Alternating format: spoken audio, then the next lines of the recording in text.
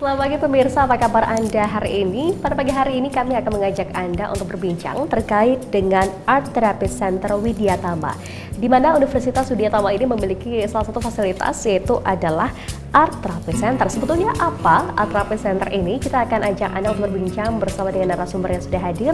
Yang pertama di samping saya ada Ibu Ane. Ibu Ane ini telah Direktur dari Art Therapy Center Widyatama. Selamat pagi Ibu. Selamat pagi. Sehat Bu? Alhamdulillah ya. Di samping Ibu Ane ada Pak Firly, betul ya, koordinator untuk desain grafis. Selamat pagi Pak Firly. Pagi Mbak. Dan juga ada Ibu Retno, selaku orang tua dari mahasiswa yang bergabung di Art Therapy Center Widyatama ya. Selamat pagi Bu, sehat? Selamat pagi. Oke, baik.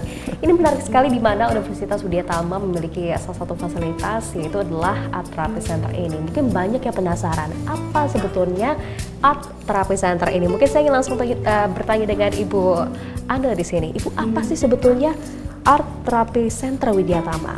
Ya, baik, terima kasih. Art Therapy Center Widyatama adalah satu lembaga pendidikan yang dikhususkan untuk anak-anak penyandang disabilitas, baik fisik ataupun mental. Nah, kami berdiri tahun 2014, tanggal 5 Maret. Kebetulan kami mengusung visi dari Yayasan Widyatama, yaitu pendidikan itu adalah hak semua anak. Dari Pendidikan berbagai adalah hak semua anak ya. Oke, baik. Jadi apa sebetulnya yang menjadi latar belakang hingga Widyatama memutuskan untuk memberikan fasilitas bagi anak-anak disabilitas hingga sampai di perguruan tinggi ini? Ya, fenomenanya kan sebenarnya anak-anak penyandang disabilitas di Indonesia semakin meningkat, semakin banyak. Nah, terus kemudian kebetulan saya sendiri bergerak di pendidikan perguruan tinggi, tapi khusus untuk keilmuan desain komunikasi visual. Nah, dalam konteks ini desain komunikasi visual ternyata bisa diaplikasi oleh siapapun, khususnya juga untuk anak-anak penyandang disabilitas, baik fisik atau mental. Dan kami menemukan metode bahwa penyandang disabilitas itu bisa distimulasi dengan melalui art and design ini. Nah, melalui hal tersebut, kemudian kami merealisasikan difasilitasi oleh yayasan sehingga berdirilah Art Therapy Center Widyatama. Gitu. Dengan visi ya tadi membangun kemandirian penyandang disabilitas melalui pendidikan art and design. Kebetulan kami punya programnya tuh ada dua program, yaitu ada program treatment khusus. Nah, kalau treatment khusus itu untuk penyandang disabilitas yang low function ke bawah gitu. Kalau yang lulusan LPK, lulusan SMK, lulusan SMA, kami tampung di programnya tuh lembaga pelatihan kerja. Jadi levelnya tuh LPK tapi D3. Nah, di dua program ini kami sekarang sudah sampai jumlahnya ada 70 siswa. 70 siswa, ya. Oke, baik. Nah, Pak Firly sebagai koordinator sejauh ini melihat seperti apa memang potensi anak-anak disabilitas dengan hadirnya mungkin jurusan-jurusan yang bisa mereka tempuh begitu? Jadi emang kita fokus pada stimulus natural dan bagaimana anak ini punya kecenderungan yang unik. Mereka punya passion, punya keunikan yang memang fokus satu bidang dan itu menjadi sebuah nilai lebih dibanding yang lain. Ketika memang kita bisa mengorek gitu ya, mendekati mereka, dunia mereka, lalu kita mengembangkan ke arah visual yang bagaimana nanti ini akan masuk ke dalam pasar industri. Dan alhamdulillahnya kita kemarin sempat kerjasama dengan perusahaan Starbucks. Jadi bagaimana 3 mahasiswa kami itu terpilih desainnya untuk dipakai ke dalam koleksi eksklusif anniversary Starbucks yang ke-17 tahun. Dan itu dijual di semua gerai satu Indonesia. Jadi apresiasi juga diberikan begitu karena salah satu gerai internasional bahkan mau terlibat begitu ya. Nah, ini yang membuat saya penasaran juga sebetulnya apa metode atau kurikulum yang diberikan kepada penyandang disabilitas. Apakah perbedaan memang cukup signifikan dengan yang non disabilitas begitu? Oke, kalau dari kurikulum kita kan mengacu pada D3 gitu. Jadi sebenarnya bahwa kita meluluskan menjadi seorang operator juga, visualizer operator. Tapi bagaimana yang perbedaan adalah pendekatan dari pengajar dan mahasiswa itu sendiri gitu. Jadi cara mengajar baik itu mengolah presentasi, bagaimana menyampaikan sebuah materi gitu, bagaimana sebuah bahasa itu yang kita atur.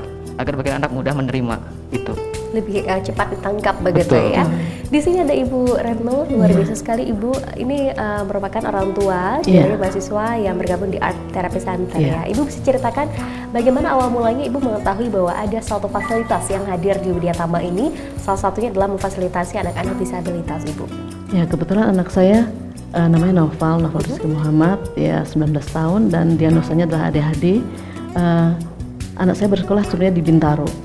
Nah, salah satu gurunya menganjurkan untuk merekomendasikan setelah lulus dari SMK sana untuk sekolah melanjutkan di Art Therapy Center. Dan setelah itu saya browsing langsung dan saya tertarik untuk masuk ke sini karena ada jurusan musiknya. Kebetulan anak saya sukanya musik. Ada jurusan musik. Jadi selain art design ternyata musik juga ada ya Bu? Iya, maksudnya art tadi. masuknya Jadi di kita art. membaginya Oke. tuh ada desain grafis, seni musik.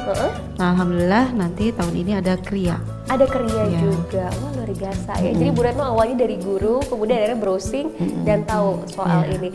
Sudah masuk ke tahun berapa? Sekarang semester 4 tahun Semester kedua. 4. Nah, Ibu sendiri melihat dari tahun ke tahun perkembangan dari putra Ibu seperti apa setelah bergabung di Art Therapy Center Widyatama?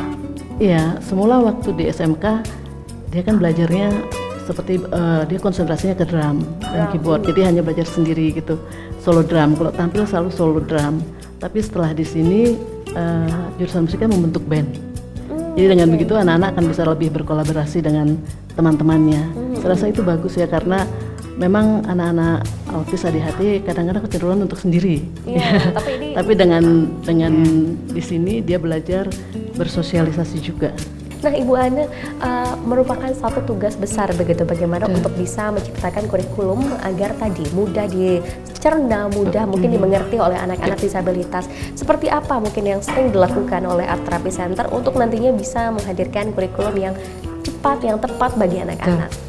Yang pertama, kami jelas tidak mungkin bisa mengikuti kurikulum nasional ya, karena kurikulum nasional itu dominasi persentase teori dan praktiknya lebih banyak teori, ya kan, baik D3 atau S1 khususnya.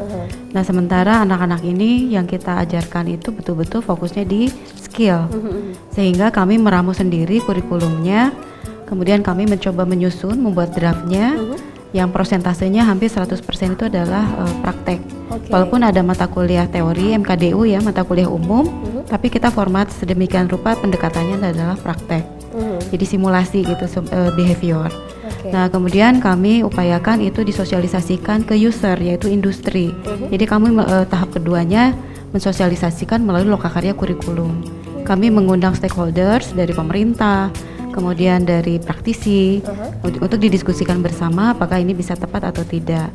Nah, setelah itu baru kemudian dirangkum menjadi kurikulum yang diaplikasi gitu. Oke, kita masih penasaran tentunya seperti apa saja fasilitas lain yang dimiliki oleh Art Therapy Center Widyatama. Tetap bersama kami akan segera kembali usai jeda berikut.